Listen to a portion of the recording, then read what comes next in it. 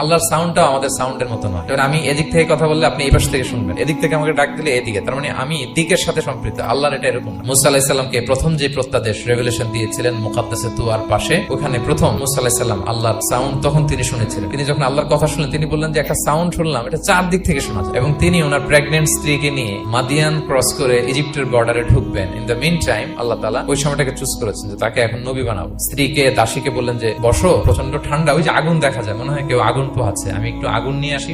আগুনের কাছে যেয়ে দেখে সামনে যত যায় আগুন তত পেছায়। এবং আগুনটা সাধারণ আগুন না, একটা গাছ থেকে আগুন বেরোচ্ছে, কিন্তু ওই গাছের পাতা জ্বলে না, ডাল জ্বলে না, কিছুই হয়। আসলে এটা আগুন না, এটা আল্লাহর নূর। আল্লাহর নূর সেখানে ফোকাস দেওয়া হয়েছে। তো আল্লাহ তখন মুসা আলাইহিস সালামকে প্রত্যাদেশ করলেন যে ইন্নানি আনাল্লাহ লা ইলাহা ইল্লা আনা ফা'বুদনি, আমি আল্লাহ, ফা'বুদনি, আমার ইবাদত করো, ওয়া আকিমিস সালাতা লিযিকরি। আমরা ভুল করে অনেক সময় এরকম অবান্তর প্রশ্নগুলো করি। তো কোশ্চিন কালেও আপনি সৃষ্টির সাথে স্রষ্টাকে মিলাবেন না।